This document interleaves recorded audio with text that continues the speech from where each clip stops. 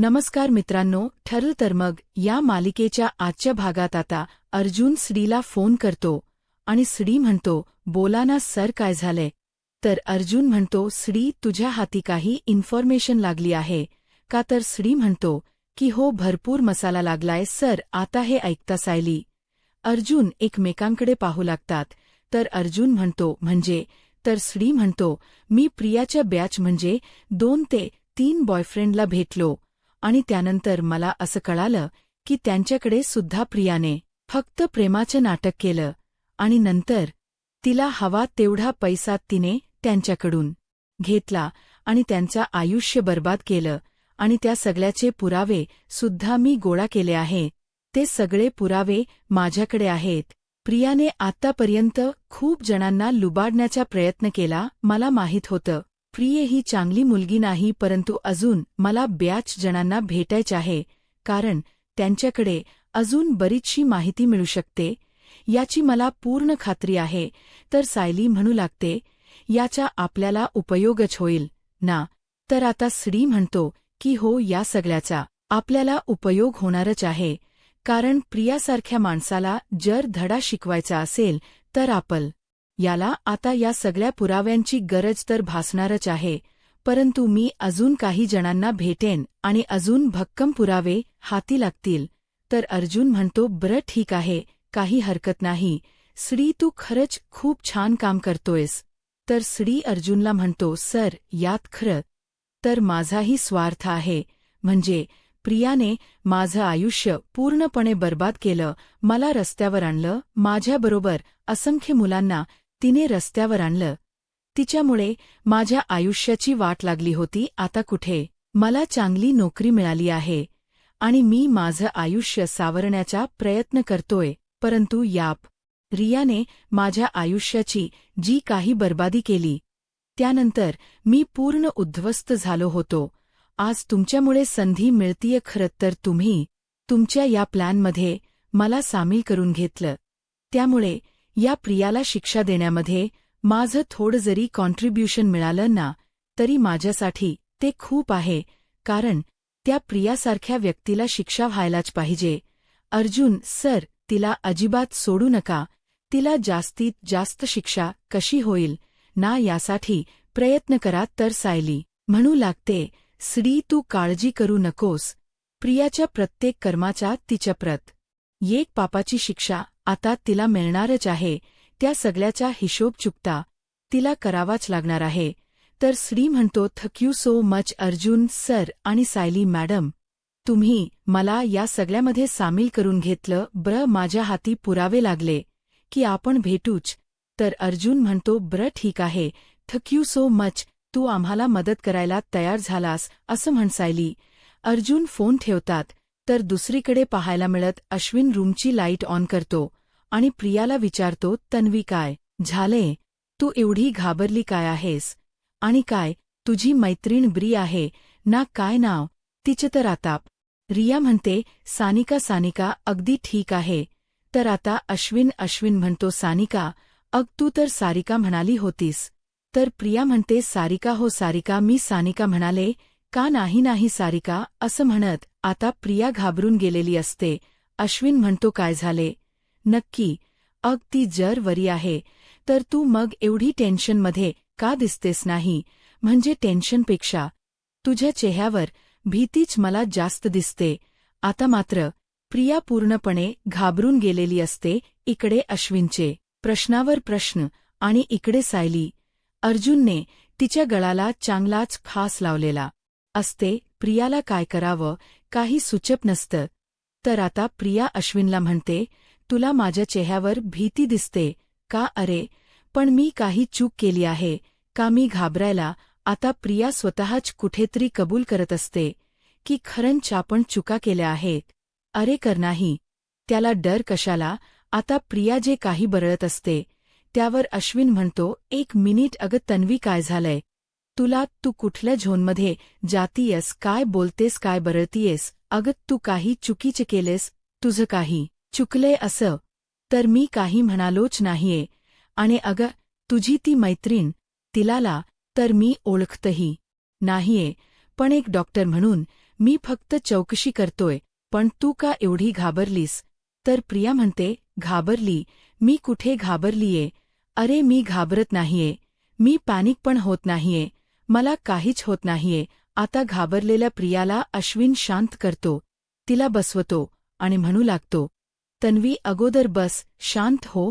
आता प्रिया मनाशीच म्हणते, या मी घाबरलेल्या अवस्थेत अश्विन समोर काही चुकीच बरळते का? मी काहीतरी चुकीचं सांगते का? या सगळ्यामध्ये अश्विनच्या समोर माझं सत्य यायला नको आहे. काही झालं तरी अश्विनला याबद्दल काहीच कळायला नको. मी अशी का घाबरलीये, का बरळते मी? सगळं काही अश्विनला संशय तर येणार नाही ना?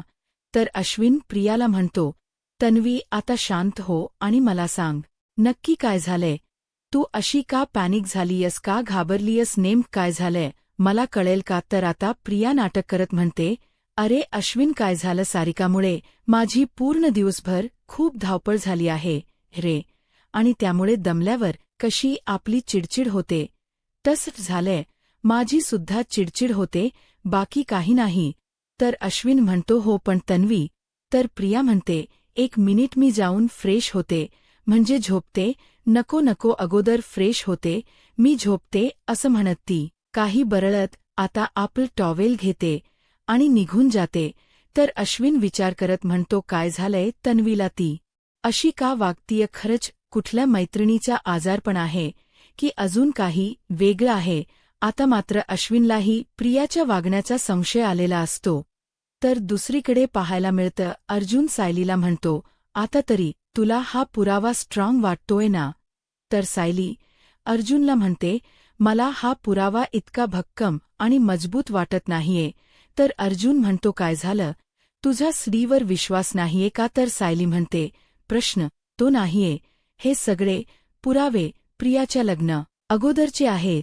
तिच्या लग्न अगोदरचा हा भूतकाळ आहे. त्यामुळे आता तर ती अश्विन भाऊजींना सहज गुंडाळू शकते. म्हणजे ती असं सांगू शकते की हे माझ्या भूतकाळाबद्दलच्या गोष्टी आहेत, माझ्या भूतकाळातलं प्रेम आहे, वगैरे वगैरे. या सगळ्याची शिक्षा तू मला आता देऊ नकोस. माझ्या चुका मला कळाल्या आहे, मी सुधारण्याचा प्रयत्न केलाय, असं सगळं काही सांगून ती अश्विन भाऊजीच मन जिंकण्याचाही प्रयत्न करेल. तर आता अर्जुन सायलीला म्हणतो, बायको, अगं लग्ना अगोदरचा एखादा बॉयफ्रेंड असेल ना, तर नवरा माफ करू शकतो, परंतु 7-8 बॉयफ्रेंड असे समोर आलेत तर कुठला नवरा माफ करेल सांग ना? तर सायली अर्जुनला म्हणते, आपल्या बायकोवर वेड्यासारख प्रेम करणारा नवरा जर असेल तर त्या एखाद्या नव्याला चालेलही. तसं त्यात आपल्याला माहीतही आहे की अश्विन भाऊजींच प्रियावर किती प्रेम आहे. ते वेड्यासारखं प्रियावर प्रेम करतायत. प्रिया सहज त्यांना पटवून देण्याचा प्रयत्न करेल. आपण सगळ्यांना प्रियापासून तोडू शकतो, प्रियाचा खरा चेहरा सर्वांसमोर आणू शकतो, परंतु नेमके अश्विन भाऊजी मात्र तिच्याशी जोडले राहतील. त्यांना अजूनही त्या प्रियावर विश्वास आहे आणि नंतरही असेल, पण आपल्याला तेच तर नको आहे. आता सायलीच म्हणणं अर्जुनला पटलेलं असतं. अर्जुन सायलीला म्हणतो, अगदी खरं बोलतेस तू, आपल्याला यातून काहीतरी मार्ग काढावाच लागेल. तर सायली अर्जुनला म्हणते, माझ्याकडे एक पर्याय आहे. तर अर्जुन विचारतो, कोणता? तर सायली म्हणू लागते, प्रियाच्या आत्ताच एखादं प्रकरण अश्विन भाऊजी समोर आलं तर अर्जुन म्हणतो, पण प्रिया एक नंबरची स्मार्ट मुलगी आहे.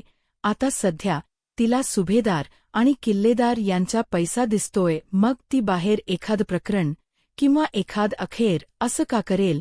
तर सायली अर्जुनला म्हणू लागते, सुभेदार आणि किल्लेदार यांच्यापेक्षाही जर श्रीमंत मुलगा तिच्या आयुष्यात आला तर सहजच ती त्या मुलाला गुंडाळू शकते, आपल्या प्रेमाच्या जाळ्या तोडू शकते. तर अर्जुन विचारतो, म्हणजे प्रिया लग्नानंतरही असं कळू शकते? तर सायली म्हणते, जर तिच्यासमोर गडगंज पैसा आला ना, तर ती सहज हे कधीही करू शकते. आणि आपण ठरवतोय तसं जर झालं आणि तिचा खरा चेहरा अश्विन भाऊजींच्या समोर आला की अश्विन भाऊजींना आपल्या बायकोचं सत्य कळेल आणि मग मात्र अश्विन भाऊजी तिला कधीही साथ देणार नाही. आता फक्त आपल्याला एकच करावं लागेल की आता खूप पैसा पुरवणारा मुलगा प्रियाच्या समोर आणावा लागेल. तर अर्जुन सायलीला म्हणतो, म्हणजे तू म्हणतेस तसं एखादा श्रीमंत मुलगा प्रियाच्या समोर आणायचा म्हणजे प्रिया पैशाच्या हव्यासापोटी त्याच्यासमोर अट्रॅक्ट होईल. तर सायली म्हणते की हो, तसंही तिला श्रीमंतीच्या मोहात पाडणं अगदी सोप आहे. तसंही तिला आता पैशाची खूप गरज आहे आणि तिला पैसे पुरवणारी सगळी माणसं आता जेलमध्ये आहे आणि तिच्या अकाउंटलाही फारसे पैसे नाहीत, हे तर आपल्याला माहीत आहे. अश्विन भाऊजी तिला खर्चापुरते पैसे देतात, पण अशा परिस्थितीमध्ये जर स्वतःहून पैसा चालत तिच्या समोर आला तर त्या माणसाला ती स्वतःहून प्रेमाच्या जाळ्यात ओढेल आणि त्याच्यासोबत प्रेमाचे नाटक करायला, तेवढा निर्लज्जपणा करायलाही ती मागे पुढे पाहणार नाही. अर्जुन सायलीला म्हणतो, तुझं म्हणणं मला पटते आणि आता प्रिया समोर येणारा एक सक्सेसफुल बिझनेसमन एक माणूस आहे आपल्याकडे. तर आता सायली अर्जुनला विचारते की कोण. तर अर्जुन सायलीला म्हणतो, 1 मिनिट, मी अगोदर त्याच्याशी बोलतो. असं म्हणत अर्जुन आता त्याला फोन करायला घेतो. तर दुसरीकडे प्रिया आपल्या एका माणसाला फोन करते आणि विचारते, म्हणजे सदा मैना अजून तिथे आलेच नाहीयेत का? म्हणजे एवढे दिवस झाले सदा मैना यांच टेलरिंगचं दुकान बंदच आहे का? ओके, काही हरकत नाही, पण जर ते तिथे आलेत ना तर मला कळवा हो, मी त्यांना खूप दिवस झाले शोधण्याचा प्रयत्न करते. तुम्ही मला नक्कीच फोन करा हा. असं म्हणत प्रिया सायली अर्जुनकडे पाहू लागते. तर सायली म्हणते, बरं ठीक आहे, आम्ही घराबाहेर पडू नये असं तुला वाटतं ना? मग ठीक आहे, काहीच हरकत नाही. विमलताई, काल जी वान सामानाची मी यादी केली आहे ना, ती जरा घेऊन येता का? असं म्हणत सायली आता विमलताईंना वानसामानाची यादी आणायला सांगते. आता ती यादी सायली प्रियाच्या हातात टाकते आणि म्हणू लागते, ही आपल्या वानसामानाची यादी आहे. आता जायचं आणि आजच्या दिवसात हे वानसामान घेऊन यायचं. आणि हो, मागच्या वेळी पिशव्या उचलण्यासाठी मी होते, परंतु आता मी नाहीये. विमलताई, पिशव या आणून द्या. असं म्हणत सायली आता विमलला पिशव्या आणून द्यायला सांगते. आता प्रिया पिशव्या हातात घेते आणि कल्पना ताईंना म्हणते, आई येते, आणि सायलीला म्हणते, आणते हा मानसामान. असं म्हणत प्रिया आता मानसामान आणण्याच्या निमित्ताने घराबाहेर पडलेली असते. आता प्रिया तिथून निघून जातात. सायली मनाशीच म्हणते, प्रियाला वाटलं असेल की आता तिला घराबाहेर पाठवून मी तिला मदतच केली आहे, पण तिला कुठे माहीत आहे आता तिला घराबाहेर पाठवणं हा आमच्याच प्लॅनचा एक भाग होता. तर दुसरीकडे पाहायला मिळतं, अस्मिता आपल्या बाळाला सांभाळत असते, याच्याशी गप्पा मारत असते, त्याला खेळवत असते, आणि इथे सचिन मात्र कपाटात आपला बेल्ट शोधत असतो. तर सचिन अस्मिताला आवाज देत म्हणतो, अस्मी, माझा बेल्ट कुठे आहे? तर अस्मिता सचिनला म्हणते, असेल ना कपाटात. तर आता सचिन म्हणतो, मलाला सापडत नाहीये, प्लीज जरा शोधून देतेस का? आता अस्मिता बेल्ट शोधण्यासाठी उठते आणि बेल्ट शोधत असते. इथे सचिन म्हणतो, काय झालं? मी कुठे जाणार आहे? बाहेर कुठे जातोय? हे तू मला विचारणार नाहीयेस का? मी आज एका इंटरव्ह्यूसाठी जात आहे. मी आता कामाच्या शोधात आहे. एका ठिकाणी मी रिझ्यूम दिला आहे आणि त्यांनी मला इंटरव्ह्यूला बोलावलं आहे. एकदा का माझ्या कामाचा सेटअप झाला की मग माझं मी करू शकतो. मी माझे पैसे कमावेन, म्हणजे कसं होईल ना? तुझ्या मागे कटकट होणार नाही आणि खर्चांची बोलणी खावी लागणार नाही आणि खर्चासमोर तुला मानही खाली घालावी लागणार नाही. आता स्वतःचे पैसे असे हातात येतील. आता इथे अस्मिता बेल्ट शोधत असते आणि सचिनला म्हणते, बरं ठीक आहे. ती सचिनशी जास्त काही बोलत नसते, परंतु त्याचवेळी तिच्या धक्का लागून अश्विनशी बॅग खाली पडते. तर आता अस्मिता म्हणते, सॉरी. सचिन चिडतो आणि म्हणू लागतो, आता काय पाडलायस खाली? परंतु त्या बॅगमधून पैसे बाहेर पडतात. आता मात्र सचिन आवडतो. अस्मिताने ते पैसे पाहिलेले असतात, परंतु अस्मिताने ते पैसे हातात घेण्याअगोदरच सचिन ते पैसे उचलतो आणि बॅगमध्ये ठेवत असतो. आता अस्मिता सचिनला विचारते, सचिन, हे काय आहे? एवढे पैसे तुझ्याकडे कुठून आलेत? तर सचिन म्हणतो, म्हणजे तुला काय म्हणायचे आहे? तर अस्मिता म्हणते, सचिन, अरे तुझ्याकडे पैसे नव्हते ना, मग हे पैसे कुठून आले आहेत? तर सचिन म्हणतो, होते माझ्याकडे. अस्मिता म्हणते, सचिन, माझ्या बँक अकाउंटमधून पैसे येत नव्हते, त्यावेळी तुझी चिडचिड होत होती. यावेळी तुम्हाला एकच म्हणत होतास की मला पैसे हवेत, कारण तुझ्याकडे खर्चासाठी सुद्धा पैसे नव्हते. मग सचिन, हे पैसे कुठून आलेत? काय चाललंय तुझं? तर सचिन म्हणतो, तुला नक्की काय म्हणायचं माझ्यावर? तू आरोप करतेस म्हणजे मी चुकीच्या मार्गाने पैसे कमवतोय असं तुला म्हणायचं आहे का? मी कुठे चोरीमारी करतोय असं म्हणायचं आहे का? अस्मिता, माझ्यावर विश्वास नाहीये का? तुझ्या का बँकेत दरोडा घातला असं वाटतंय तुला? तर अस्मिता म्हणते, सचिन, मी तुला एकच प्रश्न विचारला की एवढे पैसे कुठून आले? मी तुला एवढंच विचारलंय सचिन. तर सचिन आता खोट बोलत अस्मिताला म्हणतो, तुझं ज्यावेळी अकाउंट फ्रीज झालं, त्यातून पैसे येत नव्हते, त्यावेळी मी आई-बाबांकडे थोडे पैसे मागितले आणि त्यावेळी आई-बाबांनी मला हे पैसे दिलेत. आता नेहमी आई-बाबांकडे पैसे मागायला नको किंवा कोणाकडेही पैसे मागायला नको, कोणासमोर हात पसरायला नको. म्हणूनच मी आता स्वतःचं काम, स्वतःची नोकरी करायची ठरवली आहे. बेल्ट सापडलाय ना, मग दे, मला उशीर होतोय असं म्हणत सचिन बेल्ट घेतो आणि तिथून निघून जातो. आता अस्मिता म्हणते, सचिन खरं बोलतोय की खोट बोलतोय काहीच कळत नाहीये मला, आणि आई-बाबांचं नाव सांगतोय हेही चुकीच आहे, कारण त्याच्या आई-बाबांकडे एवढी कॅश तर कधीच नसते. त्याचे आई-बाबा त्याला एवढे पैसे नाही देऊ शकत, मग याच्याकडे हे पैसे आले कुठून? आता मात्र अस्मिताच्या मनात प्रश्न निर्माण होतात. तर दुसरीकडे पाहायला मिळत, प्रिया तर घराबाहेर पडलेली असते. आता सायली, अर्जुनच्या प्लॅनप्रमाणे कल्पनाताई प्रियाला फोन करतात.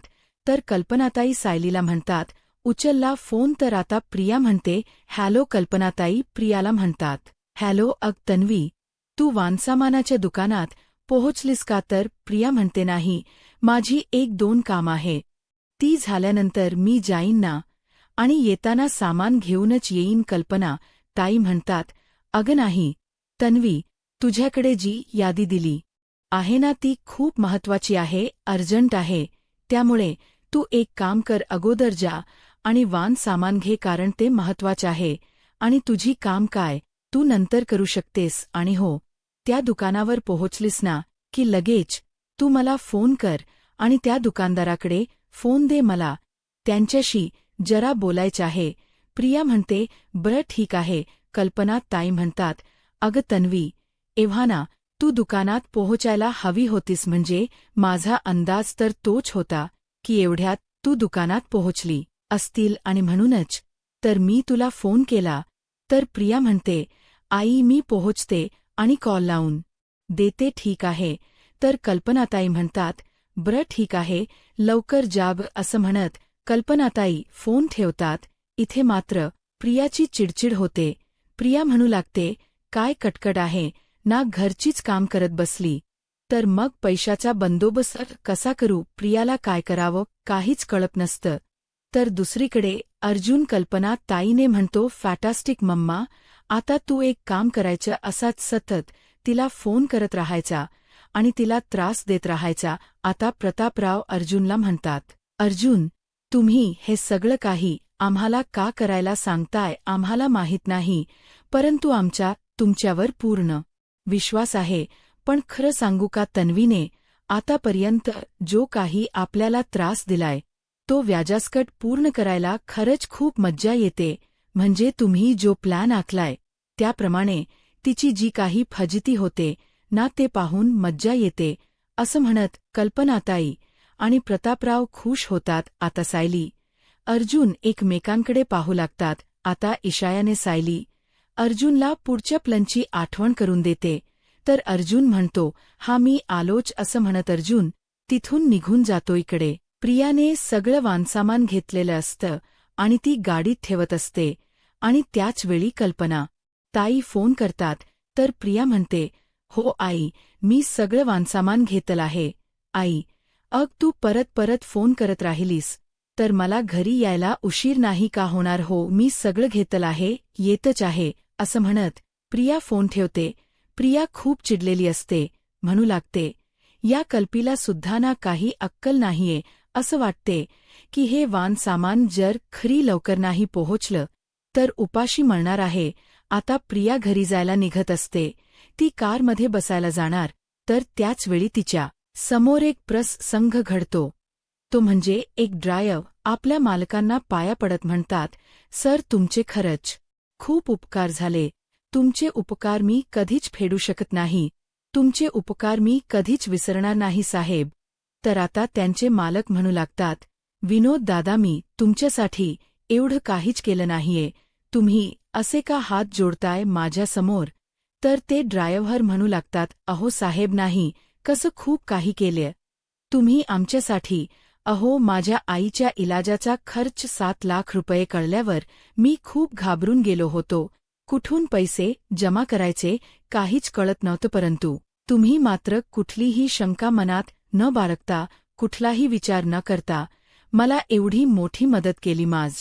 या आईवर सगळा उपचाराचा खर्च होणारा तुम्ही उचलला नाही तर एवढे पैसे मी कुठून आणले असते? असं म्हणत ते आता त्या दादांचे आभार मानत असतात. आता मागे पैशांची बॅगही असते आणि त्याकडे प्रियाचा लक्ष जातो.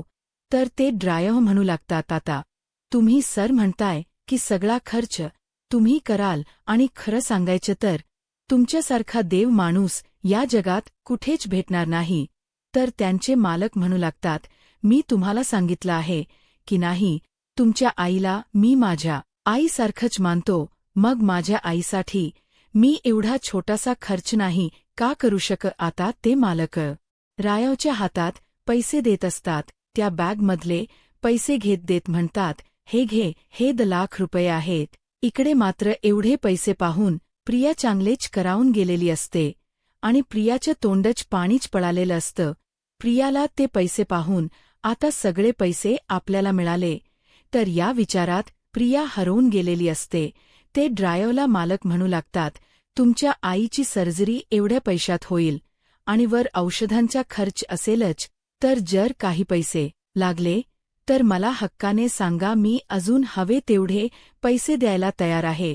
परंतु आई बरी व्हायलाच हवी. तर दुसरीकडे सायली कल्पनाईंना म्हणू लागते, आई बाबा, तुम्ही आमच्यावर विश्वास ठेवा.